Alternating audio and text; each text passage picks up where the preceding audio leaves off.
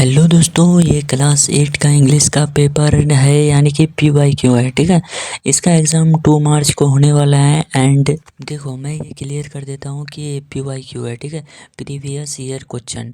And इससे ही question बनाता है, क्योंकि अभी नया क्वेश्चन नहीं बनाता है, जो पुराना है उसी से खोज करके वो लोग बनाता है। ठीक है, क्वेश्चन को ये BBI क्वेश्चन है, यानी कि जो बार बार पूछा जाता है, ये क्वेश्चन BBI है। एंड इसका इंग्लिश का पेपर है। ठीक है, ये इंग्लिश का पेपर है, यानी कि 2 मार्च को एग्ज़ाम होने वाला है इसका, यानी कि कल।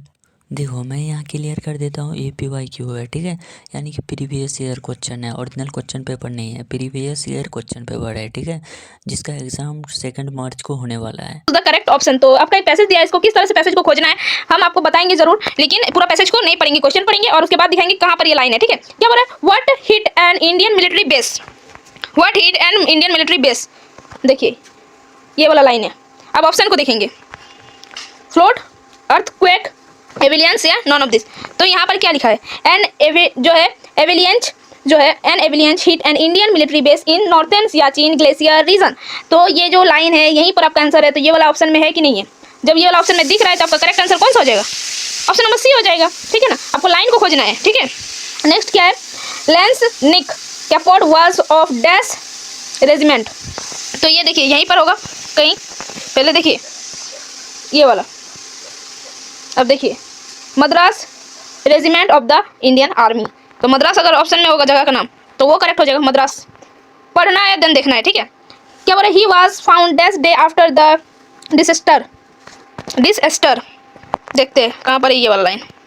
चलिए इसको खोजते हैं।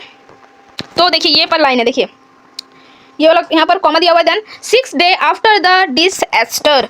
तो यहाँ पर 6 अगर ऑप्शन में है तो correct answer option number A हो जाएगा। तो इसमें कहाँ दिक्कत हो रहा है? कहीं नहीं। क्या बोला? How many soldiers died in this incident. कितने सोल्जर मारे गए थे इस इंसिडेंट में? तो इसको देखना है। क्या बोल रहा है? पढ़ना है। -45 डिग्री सेंटीग्रेड टेम्परेचर, 9 अदर जो है personal at the post died in the incident. तो कितने लोग मारे गए थे इंसिडेंट में? तो 9 लोग। अगर 9 आंसर में है तो नहीं, वो वाला दूसरा अदर पर्सन मारे गए थे ना। ये बोल रहा है 10 सोल्जर अंडर डीप स्नो। आपको खोजना पड़ेगा। ठीक है, ये सब। तो ये जो है आपका करेक्ट आंसर इसमें हो जाए how many soldiers die in this incident. तो ये पर जो है 10 सोल्जर्स अंडर डीप स्नो। तो ये आपका करेक्ट हो जाएंगे। Tapping 10 soldiers under deep snow. ठीक है, तो 10 हो जाएगा correct answer, option number 3। Next क्या है? जो कोपोड है, Koppad die due to multiple organ failures. यहाँ पर है लाइन, देखिए जो है Koppad also could not survive for long due to multiple organ failure, after a few days ही डाइड। देन आपका फिर से एक पैसेज दे दिया गया है, देन उसको क्या पढ़ना है और केयरफुली इसको रीड करना है and choose the correct option. क्या है? देखिए, dog are very clever and intelligent animals, their ability to smell, क्या है? Smell things in many time greater than that of humans. क्या? दे कैन, क्या है? they can easily identify the snattified things by smelling in. Again, dogs are also used to detect explosives due to their high smelling ability. Their hearing power is 5 times more than that of human. Dogs are deaf, blind and toothless. Dogs बोल रहा है क्या होता है? डिफ्ट होता है, बहरा होता है, ब्लाइंड होता है and toothless when they are born, जब उसका जन्म होता है। They like to live in groups but some prefer to live alone. What type of animals are dog? Intelligent and clever, smart. तो वो किस टाइप के जानवर होते हैं लोग? तो इंटेलिजेंट जानवर होते हैं। ठीक है, और क्लेवर भी होता है। अगर दोनों रहता है तो दोनों ही मारते। क्या होता है? Dogs are also use to detect explosives due to their high smelling ability. या फिर क्या हो जाएगा इसका करेक्ट आंसर? ऑप्शन नंबर यही हो जाएगा। ठीक है, due to their high smelling capacity, ability. चलिए नेक्स्ट क्वेश्चन को चलते हैं। नेक्स्ट ये आपका ऑप्शन नंबर 3 और 4 है, तो ऑप्शन नंबर 2 ही करेक्ट हो जाएगा 7 नंबर का। नेक्स्ट क्या है? Dogs hearing power is 5 times more than humans. हम लोग पैसेज में पहले ही पढ़े हैं कि जो डॉग्स का जो सुनने का जो पावर होता है वो 5 टाइम्स ज़्यादा होता है ह्यूमन से। ठीक है, तो इसका ऑप्शन नंबर 3 करेक्ट हो जाएगा। डॉग्स आर बॉर्न, जब वो जन्म लेते हैं तो उसमें क्या होता है? With no eyes, with no teeth, with no minds. तो उसके पास क्या नहीं होता है जब वो जन्म लेते हैं? तो विथ नो टीथ। ठीक है, find the word from the passage which means unable to hear. जो सुनने में सक्षम ना हो, अनएबल टू हेयर, उसको क्या बोलेंगे?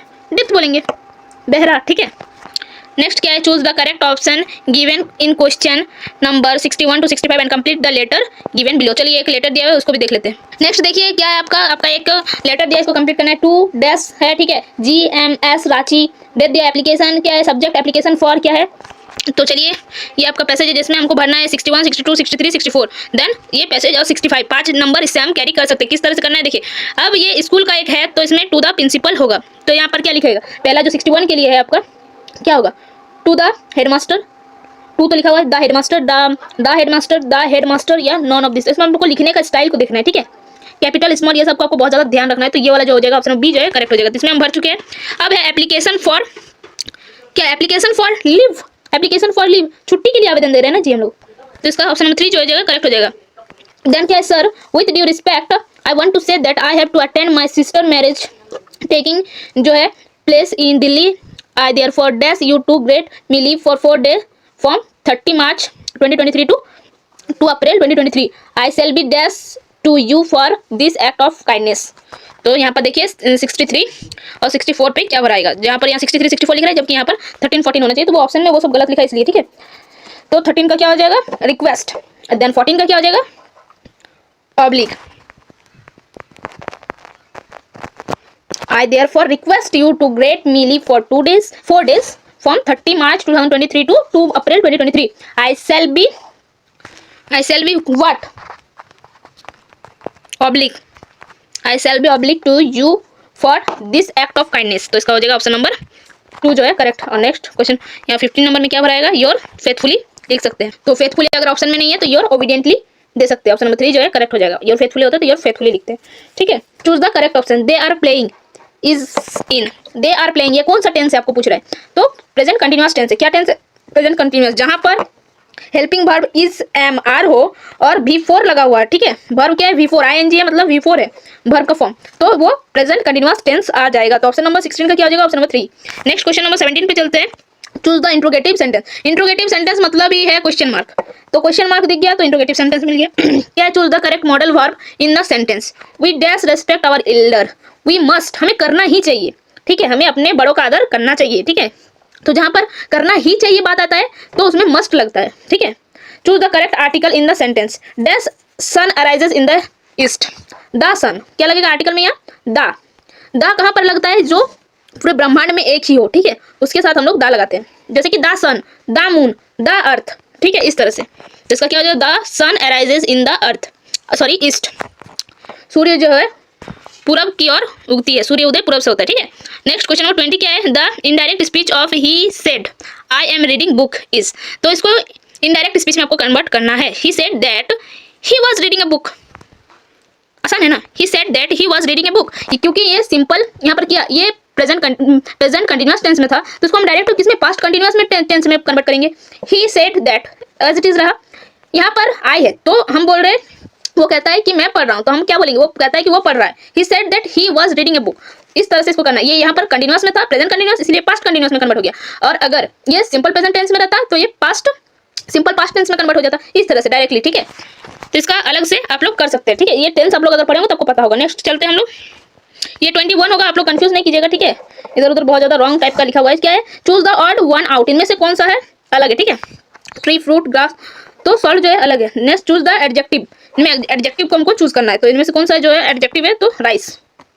क्या है, she is not a singer is an example of, ये किस तरह का नॉट लगा हुआ है, she is not a singer, तो ये एक नेगेटिव सेंटेंस, नेगेटिव सेंटेंस में आप लोग को पता होगा कि नॉट का यूज करते हैं। इंट्रोगेटिव में WH रहेगा, ठीक है, जैसे व्हाट वेयर इस तरह से, हाउ इस तरह से क्वेश्चन रहेगा, तो वो हो जाएगा आपका इंट्रोगेटिव सेंटेंस, और क्वेश्चन मार्क भी दिखेगा। एक्सक्लेमेटरी सेंटेंस में इस तरह का साइन आपको देखने को मिलेगा, तो आप देख के उसमें पता कर सकते हैं कि ये एक्सक्लेमेटरी सेंटेंस है।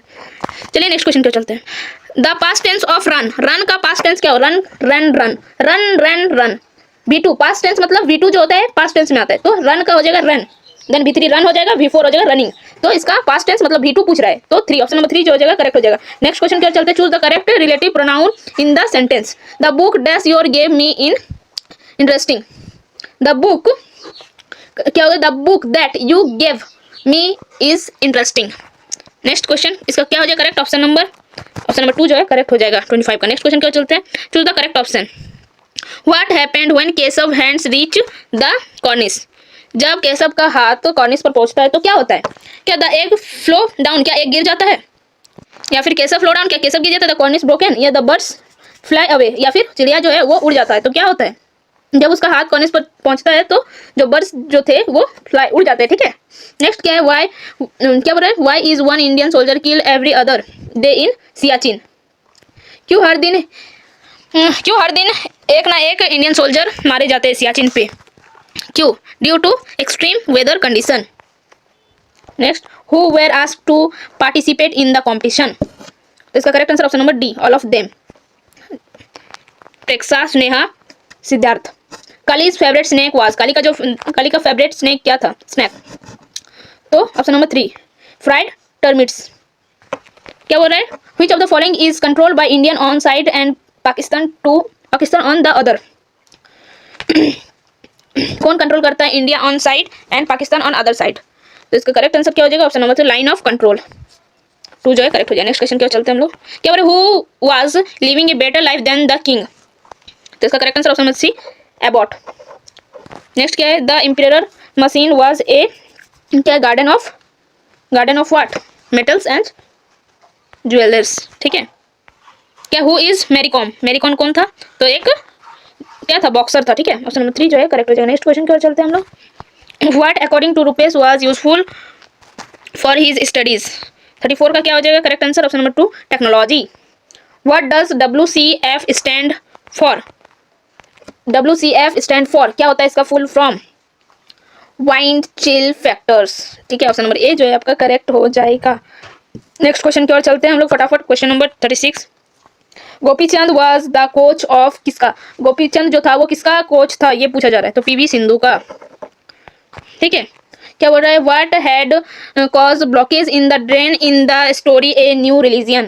क्या कारण था ब्लॉकेज का, ड्रेन का, ठीक है, ड्रेन में ब्लॉकेज का? तो प्लास्टिक बैग्स था, ठीक है। क्या था? Plastic polythene bags. नेक्स्ट क्या है? What does ECO stand for? ECO stand for किसके लिए स्टैंड करता है? तो environmental children organisation. Option number 2 जो है करेक्ट हो जाएगा। नेक्स्ट क्वेश्चन का चलते हैं। क्वेश्चन नंबर 39 क्या बोल रहा है? How much money did Hari gate daily at the restaurant? कितना पैसा मिलता था हरी को, ठीक है, प्रत्येक दिन? तो इसका करेक्ट आंसर क्या हो जाएगा आपका? 1 रुपीज, ठीक है। नेक्स्ट क्वेश्चन क्या चलते हैं। क्वेश्चन 40, क्या? Who belong to Kanathur village? Kanathur village से कौन बिलोंग करता था, ठीक है? तो काली। और काली के फादर क्या करते थे? तो एक स्नेक कैचर्स थे, ठीक है, सांप पकड़ते थे। Who wrote the poem stopping by the woods on the snow evening?